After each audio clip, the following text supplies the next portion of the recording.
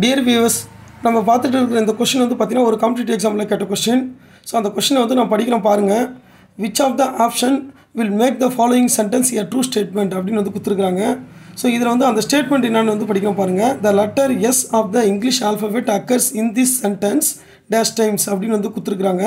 So நம்ம உடனே வந்து பார்த்தோன்னா இதில் எத்தனை எஸ் இருக்குன்றதை வந்து எண்ணுவோம். ஸோ அப்போ வந்து பார்த்தீங்கன்னா வந்து இந்த இங்கிலீஷில் அந்த லெட்டர் எஸ் இதையும் சேர்த்து தான் நம்ம வந்து கவுண்ட் பண்ணோம் அப்படின்னு வந்து அந்த கன்ஃபியூஷன்லேயே வந்து பார்த்திங்கன்னா நம்ம என்ன பண்ணுறோன்னா உடனே என்ன பண்ணுவோம், அந்த லெட்டர் எஸ் அது வந்து ஒரு டைம் வருது, இங்கிலீஷில் வந்து ஒரு டைம் வருது, ரெண்டாச்சு. அதோட வந்து அக்கர்ஸில் வந்து மூணாவது டைம் வருது. ஸோ திஸ்ன்ற அந்த வேர்டில் வந்து பார்த்திங்கன்னா வந்து 4வது டைம் வருது, சென்டென்ஸில் வந்து 5வது டைம் வருது, டைம்ஸ்ன்றதுல வந்து 6வது டைம் வருது அப்படின்னு சொல்லிட்டு 6ன்றது ஆப்ஷன் வந்து நம்ம செலக்ட் பண்ணுறோம்.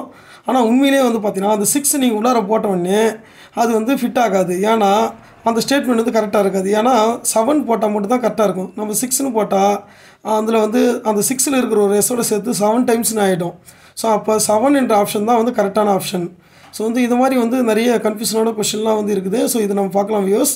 சேனல் பிடிச்சிருந்தால் லைக் பண்ணுங்கள், சப்ஸ்கிரைப் பண்ணுங்கள். தேங்க்யூ ஃபார் வாட்சிங்.